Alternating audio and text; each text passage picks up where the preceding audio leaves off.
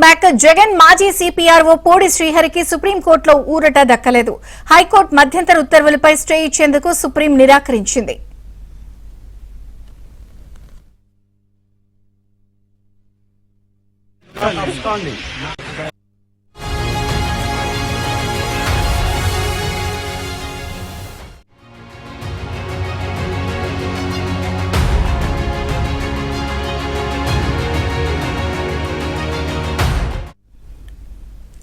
జగన్ మాజీ సిపిఆర్ఓ పోడి శ్రీహరికి సుప్రీంకోర్టులో ఊరట దక్కలేదు. హైకోర్టు మధ్యంతర ఉత్తర్వులపై స్టే ఇచ్చేందుకు సుప్రీం నిరాకరించింది.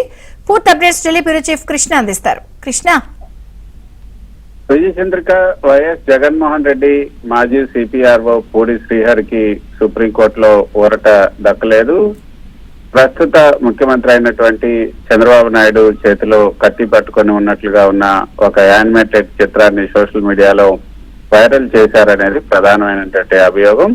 టీడీపీ నాయకుల ఫిర్యాదు మేరకు చిత్తూరు జిల్లా కుప్పం పోలీసులు శ్రీహరి పైన కేసు నమోదు చేశారు. ఏప్రిల్ 1న తాడేపల్లిలోని ఆయన నివాసంలో పోలీసులు శ్రీహరిని అదుపులోకి తీసుకుని ఆయన మొబైల్ అదేవిధంగా ల్యాప్టాప్ ను కూడా సీజ్ చేశారు. అయితే పోలీసులు శ్రీహరిని అరెస్ట్ చేసినట్టు విధానం నిబంధనలకు విరుద్ధంగా ఉందని ఆయన తరపున హెబియస్ కార్పస్ పిటిషన్ కూడా వైఎస్ఆర్సీపీ హైకోర్టులో దాఖలు చేసింది. మొదట ట్రయల్ కోర్టు ఏదైతే క్రింది కోర్టు రిమాండ్ కు నిరాకరించింది. తర్వాత పోలీసులు దాన్ని హైకోర్టులో సవాల్ చేశారు.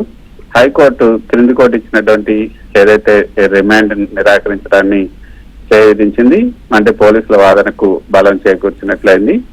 అయితే హైకోర్టు ఇచ్చినటువంటి ఉత్తర్వులను సవాల్ చేస్తూ పూడి శ్రీహరి సుప్రీంకోర్టును ఆశ్రయించారు. తనపై జరుగుతున్నది రాజకీయ కక్ష సాధింపు అని వాదించారు. అయితే ప్రస్తుతానికి హైకోర్టు ఉత్తర్వులపై స్టే ఇచ్చేందుకు సుప్రీంకోర్టు నిరాకరించింది. కేసు విచారణను వేసవి సెలవుల వెకేషన్ బెంచ్ కి వాయిదా వేసింది.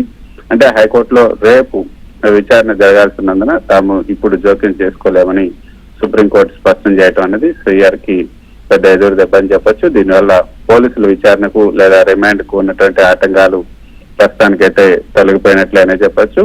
సో కోర్టు విచారణలో ఉన్నటువంటి అంశం కాబట్టి హైకోర్టు ఇచ్చే తుది తీర్పు పైన పూడి శ్రీహరి భవిష్యత్తు ఆధారపడి ఉంటుంది. ప్రస్తుతానికి సుప్రీంకోర్టు నుంచి ఎటువంటి ఇంటరియం రిలీఫ్ లభించకపోవడం పోలీసులకు దర్యాప్తులో వెసులుబాటును కల్పిస్తుందనే చెప్పొచ్చు. Okay Krishna, thank you.